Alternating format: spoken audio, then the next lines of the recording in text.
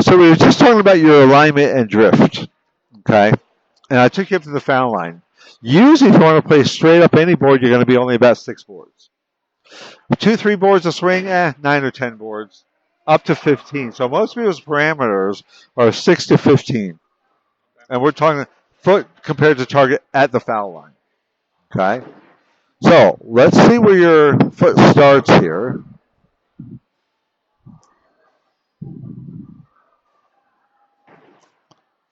Okay, and let's see where you end up. So if we go with the boards, and let's assume your foot was straight, and I'll tell you why it's not in a minute. We're coming over about 4 boards. Okay, let's look at one more shot. So same setup. Okay, probably not quite as much on that one, but still probably 3, maybe even 4 still. And ideally, it's supposed to end on the same board as start with? Well, not necessarily. But my point is, drift is because you're not in the right spot to start with. Yeah. And your body was smart enough to figure it out. If I said play 10 to 7 or 9.5 to 7.5, whatever, and I said start over here, your body would drift the other way. Yeah. So drift is usually never the issue. It's because you're not in the right spot. Okay. And your body, thankfully, is smart. Yeah. It says, I think I know what you want. I'll make it happen. Okay, if we look at step by step. The first step, we're going to work on that a little bit because it's a little bit of an awkward step. Yeah. Okay, it doesn't really move much, so you're still there. That's almost over crossing a little bit. Now, we do refer to that as a crossover step. We never really want it crossing over. Okay, so some of your drift is there, but you can see how the outside of that shoe came past the inside of that shoe. Okay, that one goes a little bit to the right. Okay, that one goes a little bit to the left. And we don't want that because that gets in the way of your swing. And then that goes back to the right. Okay. So we're going to work on that a little bit. We'll change your alignment. And what we'll probably do, we'll change your alignment, then we'll work on some other things and just let your body figure out what to do with that, change of alignment. Usually within about 10 or 15 shots, your body starts to figure it out. Yeah. Which isn't many shots in the scheme of things. Okay. But we may have to work on keeping. Now, do you consider yourself a 5-step or a 4-step? I guess a 5. Okay. A little short step. So we don't want step 4 sneaking out because it gets in the way of your swing. Okay. And that makes your slide have to come over then, right? The last step. Yeah. Yep.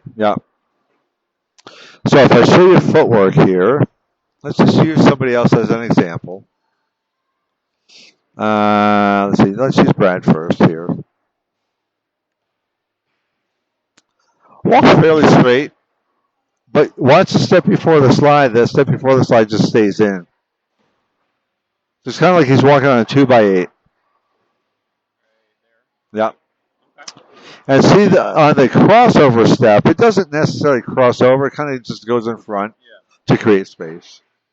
Okay, but I think you're overcrossing because your body's already thinking like, I think we need to be over there further. Yeah. You were 2 boards tight if you were playing straight. You weren't playing straight today.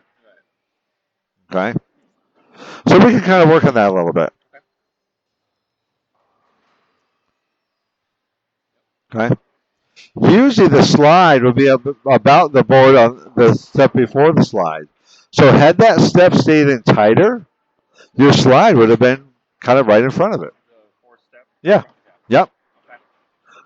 Kind of a weird thing to work on, but we'll see what happens as we move you over. But you're going to have to feel like your 4-step stays in. You can see how it sneaks out. Yeah. But it feels straight. That's why we use video. Bodies can lie, videos don't. Kind of like the stats don't lie, the video doesn't lie either. Okay. Overall swing looks nice. I don't see any kind of weird anything with your swing. Pretty good swing path, actually. Okay. Balance-wise at the foul line, we're going to work on that a little bit today. Okay. Ideally, we want that back foot to stay down. Okay. I'm going to pull up this other shot here.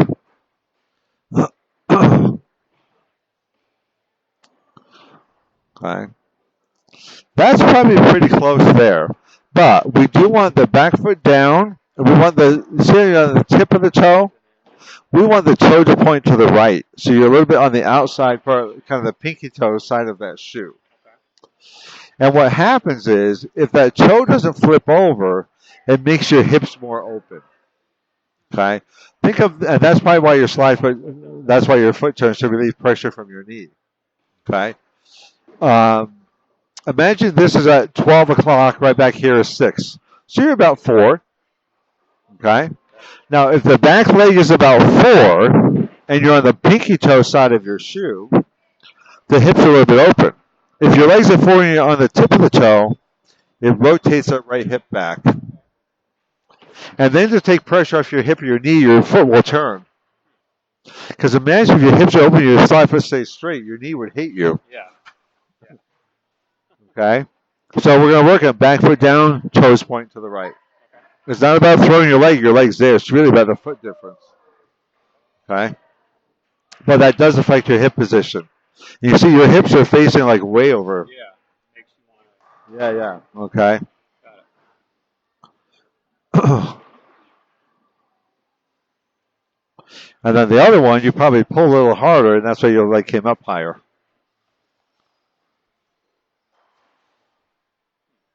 Okay. All right. Let's go to the side view. Guys, let's go to release first, because you're very close on release. So as you come into the swing, now you start right under the ball. Right there's a little bit of hand motion where you sneak a little bit to the outside half. You'll probably get back in the center on the way up. Yep, you're getting back to the center on the way up. Okay. Now let's see on the way down here. Now, kind of right there as it's coming down. Think about a vertical equator. Okay. Fingers are in the center, but your wrist is on the outside half. Okay. I'm going to do a little comparison with you. And I'm going to use Brad for this because his hand position is usually really good.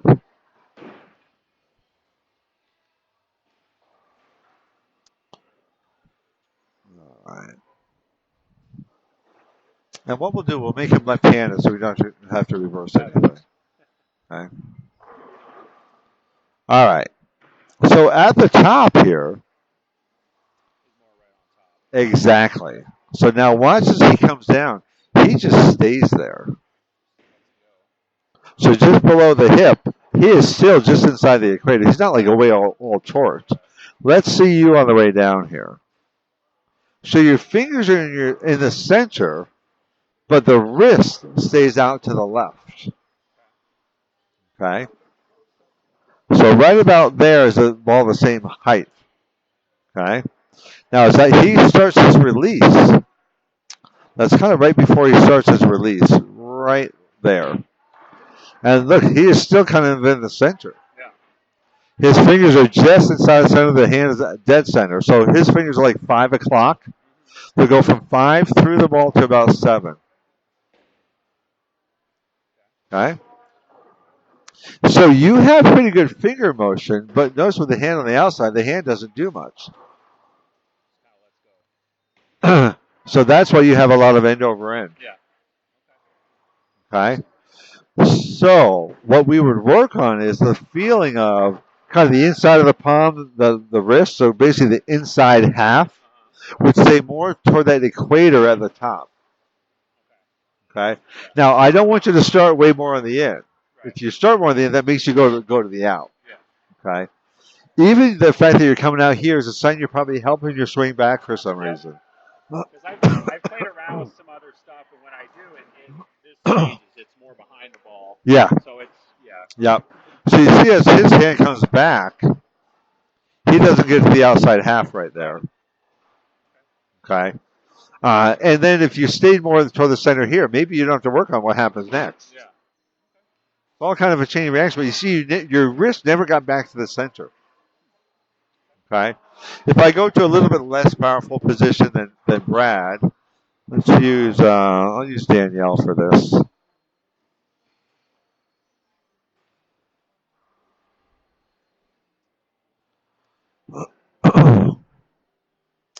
Now she gets a little bit on the out there, but not quite as far as you. You can see that your knuckles pass the circumference. Okay. And she does get back to the center though, so she's by her hip. Yeah.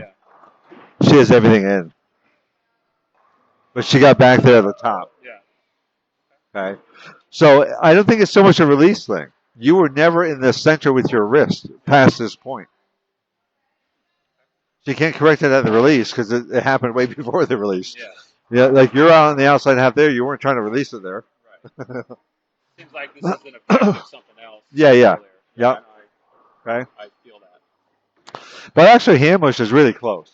If we could just get that lower part of the hand and the wrist to stay in more, Yeah. you'd have a stronger motion through the I ball. feel like I'm pretty good with when I'm trying to change different positions. Yeah, yeah. I can do different things. Yeah, yeah. On this shot, but yeah, I see what you mean.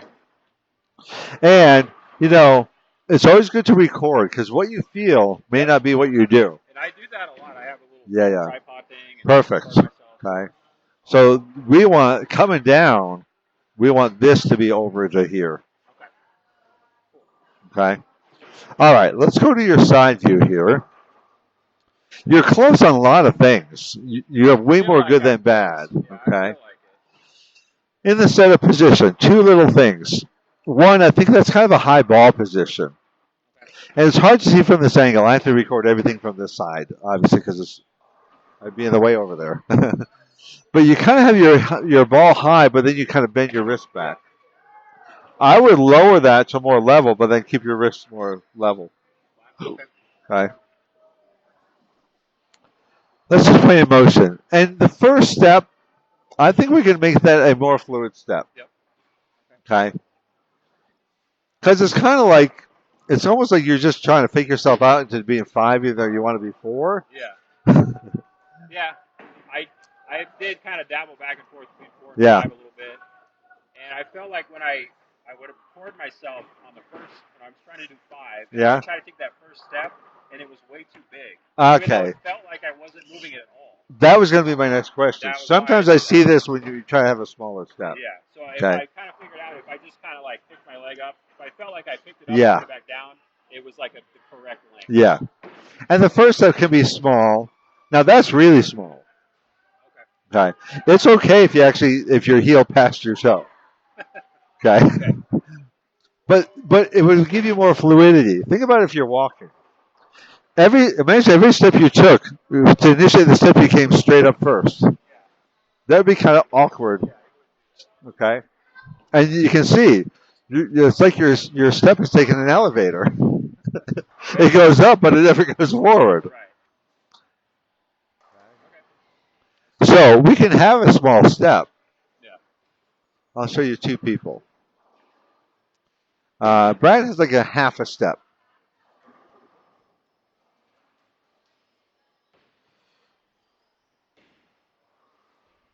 So it's still small, but it moves forward.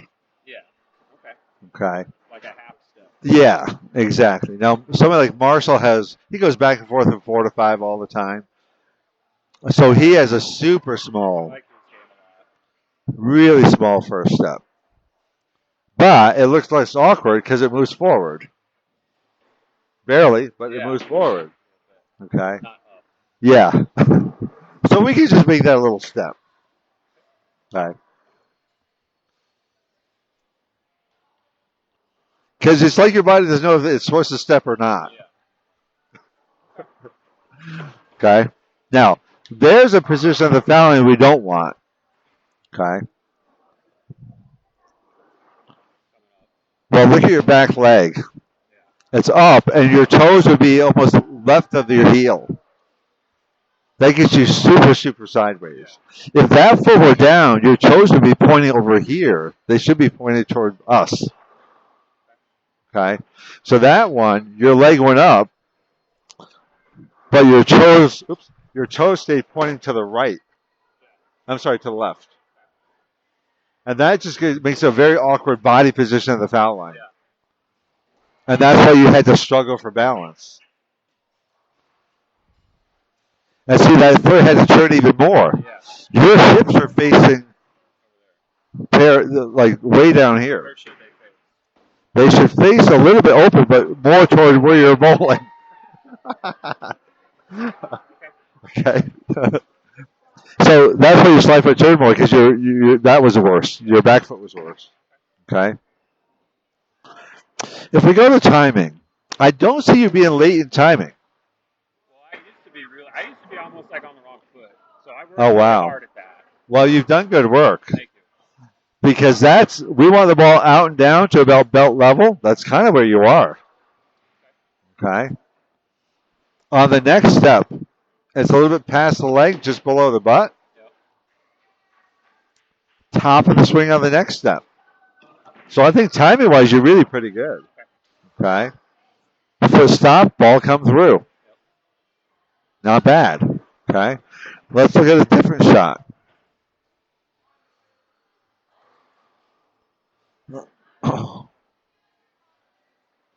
Okay. And see how with that high ball position, you actually come down and then you go out. Watch the center of the ball. It's down, out, Yeah. down. Like it drops. Yeah. Okay. We can simplify that by just changing your setup position. My thinking for starting it up higher is that old higher ball speed if you can start higher. I don't know Not how- necessarily, because if you higher ball speed or higher push rate, it can make you later. Later timing produces lower ball Yeah, speed. exactly. Okay. If we go back to somewhere like Brad, starts more level. We always want a smooth, small, rounded motion. Okay. So he'll just steady on one. It goes forward and then down. Okay. So it's kind of like he's going around a ball. Yeah. The center of the ball will go forward and then around. Okay. You tend to come a little down and then out, which can make for a bigger motion, actually. Okay. So you see, his is nice and compact. We never want a big push. Okay. It's just a little bit cleaner motion. Okay. And I think part of yours is because you're starting with the ball kind of high. Right. But you see, you have that little bobble, Yeah. kind of. Okay. I've noticed that when I take videos of myself. Yeah. It's just one of the I don't really know how to fix it. Yeah. So you could set up next to a mirror at home, elbow below the shoulder, wrist more level with the elbow. 2 steps and stop. No motion one, out and down the belt level. Okay. Which might happen as we change your setup. Also, what happens is the higher you hold the ball, the more your elbow goes forward. And then sometimes you'll come down and back to then go out. Okay. So we'll adjust that a little bit. We might move you up a little bit on the approach. Okay. Because with 4 steps left, you have a long way to go. You should be more up about here with 4 steps left. Okay. You're a little bit stretched out with your slide left. Okay. So you're tall, I know. Yeah. But you should be about here with your slide left. Okay. All right, but close on everything. We're really going to work on your finishing position today. Yeah. Because that's where I see you get kind of sloppy. Would be a good description of it. Okay. Not bad, but definitely could be better. Yeah. And we'll work a little bit on the alignment. We'll work on that shape of push away. We'll make that first step just more fluid. You should watch yourself like it's not you. You know how you watch other bowlers, you form your own opinion of how they bowl. If you didn't know this guy, like take yourself out of it, and you watch a bowl, you'd be like, that first step looks kind of funky. Oh, yeah. When I watch myself, I say that. Yeah. You should look at yourself bowl and think, that guy throws it great. Like if you didn't know this guy, you wouldn't say, oh, I love that guy's finish. I would say it's pretty close. Correct. Yes. Bowl's good on a house shot. Yeah. Struggles on the harder stuff. Exactly. Because of the things I'm pointing out. So that's what I was saying with your stats. That tells us you're repeating what you're doing.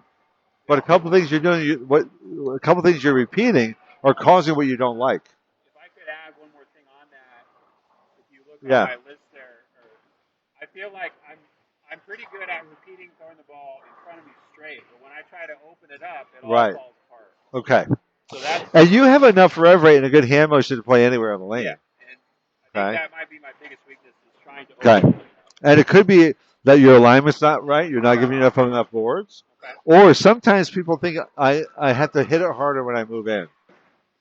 you're moving in because they're too dry to play out. So you should always have the ball in your hand and use the lane to hook the ball. You should not try to hook it more when you play in. And just subconsciously that can happen. And that makes you overdo things. And then you throw it worse. Okay. All right, let's stop recording here. We're going to save that. So everything we talked about will be on the flash drive. Okay. So go ahead and get warmed up. I'm going to take that